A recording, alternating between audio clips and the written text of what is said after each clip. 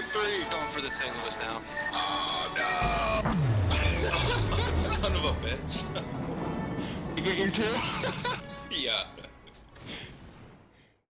Welcome back to the channel, everyone. Thotgor here, of course, and as promised, we have our Zao video. Yes. Now, this is the maiden voyage of the Zao. So, few things we need to keep in mind here, right? Maiden voyage for Thotgor. So we know this battle is not going to go very well. Next, because of the maiden voyage, we're not necessarily going to be looking at strategy. We're just going to be talking about the Zao itself. So we're taking a look at her here. Damn, she's a beautiful ship, isn't she? Oh my god, I was so happy when I finally got her. I didn't need to use any gold to convert any experience to get her. I didn't use any gold to convert any money to get her.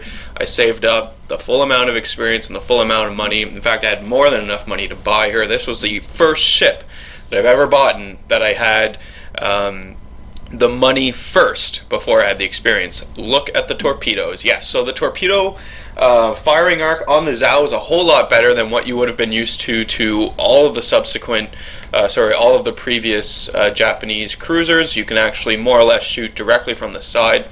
The torpedoes on the Zao, though, have a range of 8 kilometers, so 2 kilometers less than what a Japanese cruiser captain would be used to. But I don't think that that's going to be, or rather that that's going to pose that big of an issue.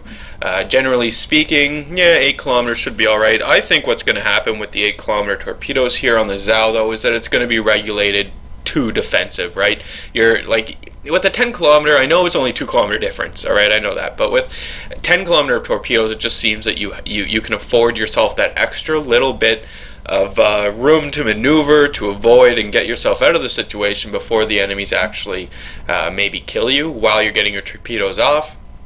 With an 8 kilometer torpedo range, yeah, you gotta be in the enemy's face to launch these suckers, and the enemy's probably gonna know what you are doing, but doesn't matter. 10 torpedoes you can launch from either side, so 20 torpedoes on the ship here, and I can launch 10 port or starboard, so that's fantastic. Next thing that I really like about the Zao is the speed. The speed of the Zao is amazing. Yes, I do have my Sierra Mike flag on, so the double kill flag give me that much more speed. But with the flag on, you're pushing about 40 knots in this damn thing. It is amazing. Really, really love the speed and maneuverability of this ship. It's really, really something to see here. I mean, I'm ecstatic with the Zao, and arguably right now, at this point in time in the game, January 19th, 2016, the Zao is arguably the best cruiser at tier 10. It's not the Des Moines. The Des Moines has been nerfed, and it's just not the Des Moines anymore. You could argue that it's the Hindenburg, and I probably accept your argument, because the Hindenburg's a great ship, really great ship. The biggest issue with the Hindenburg is it's a glass cannon, right? Just can't take many hits at all.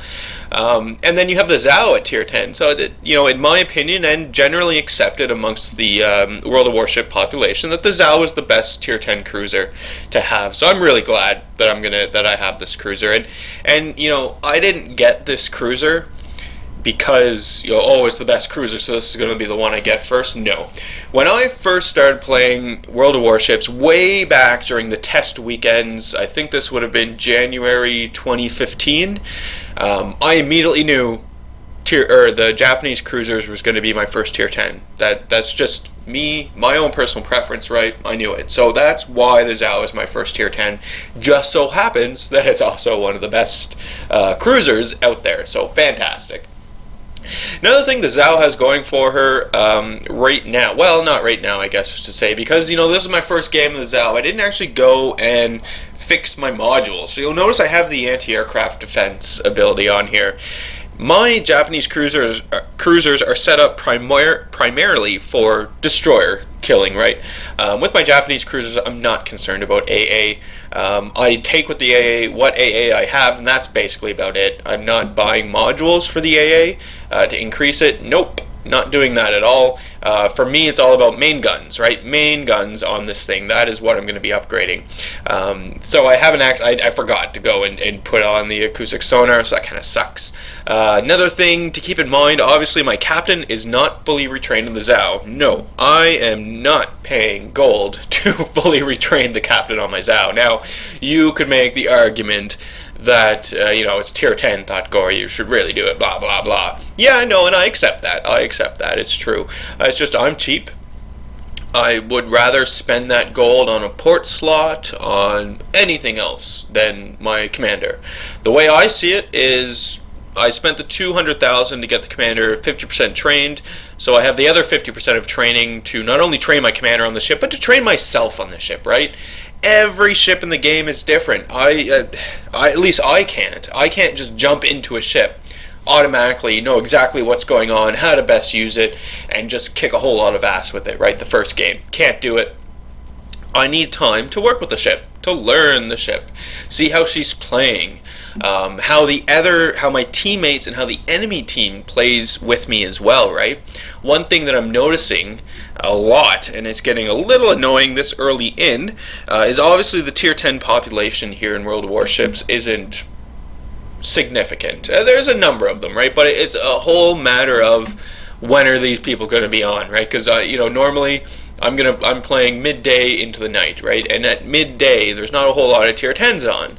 So what happens is your tier 10 gets thrown into a match where you're usually the only tier 10, maybe one other.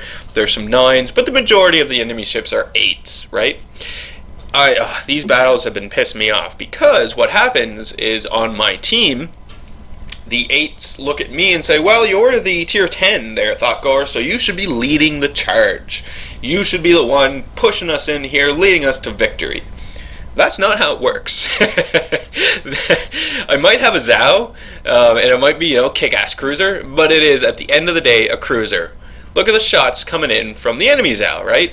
I didn't have armor piercing loaded. I still don't have armor piercing loaded. I will eventually get it loaded, sorry, working on the whole ammunition thing. But anyway, you can see that just because it is a tier 10 doesn't mean it's not going to take damage, right? I know it was a Zao that shot at me, so, that equates to a whole lot of the damage I took, but doesn't mean anything. A tier 8 battleship could destroy you. Maybe not in one shot, but can still really destroy you, right? So need to keep that in mind as well.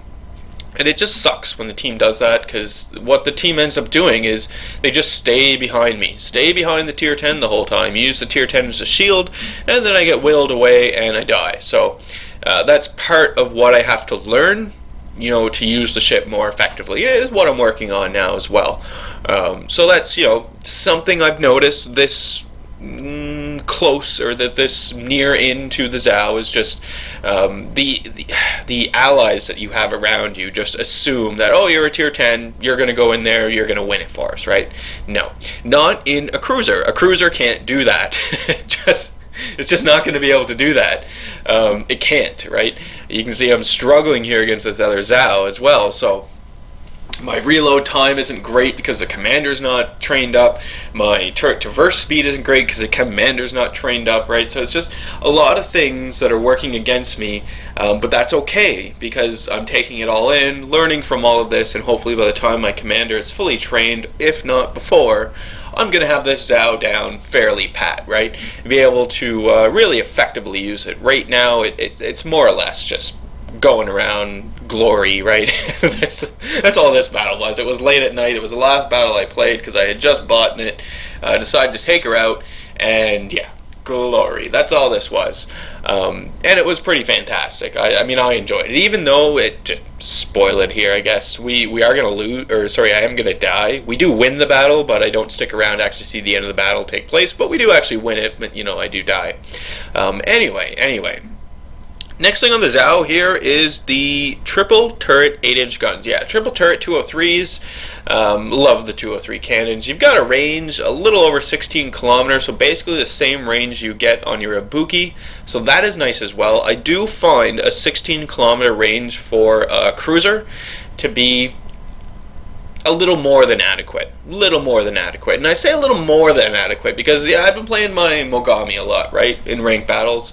And I'm getting really used to the 18 kilometer range on those guns, and then to come back to a 16 kilometer range or a little over 16 kilometer kind of seems limiting. But then you got to think to yourself, well, wait a minute, Thotgor, like, these are bigger cannons, bigger shells, doing more damage. Like, yeah, it's good. And 16 kilometers, generally speaking, is a good distance to engage an enemy while leaving yourself enough room to maneuver around the incoming shots, hopefully, and mitigate damage that you're going to take.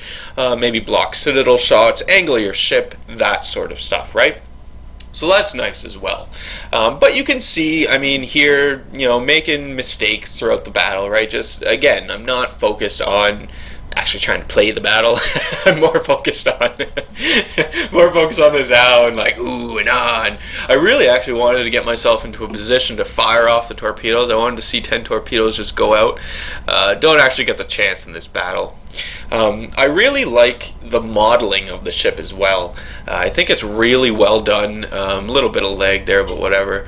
I think it's really well done. I like the secondary batteries running along the side of the ship there. We've got 3 of them on either side. And you can see as well that it seems as though they've built a little platform out from the hull to support those, almost like what you would see on a Kitakami in terms of supporting the extra torpedo launchers, right? So that is nice, and aesthetically it just looks phenomenal. Not complaining about the looks of this ship at all. Again, the speed is fantastic. I do have to try and get the commander, like we talked about before, but try and get the commander, trained as quick as I possibly can here, which means playing a lot more Zao video, or playing a lot more battles in the Zao.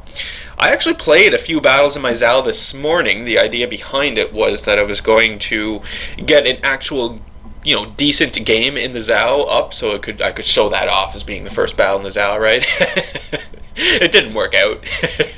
It turns out I had things to do that I was not aware of, and I quickly had to rush around, get that stuff done, and just left me no time to actually get the quality Zao video out that I wanted. So that's why we're looking at this today, and that's why as well I decided in this video we're not going to look at strategy, we're not looking at what my team's doing, blah blah blah, all that stuff. No, we're just going to talk about the ship here itself.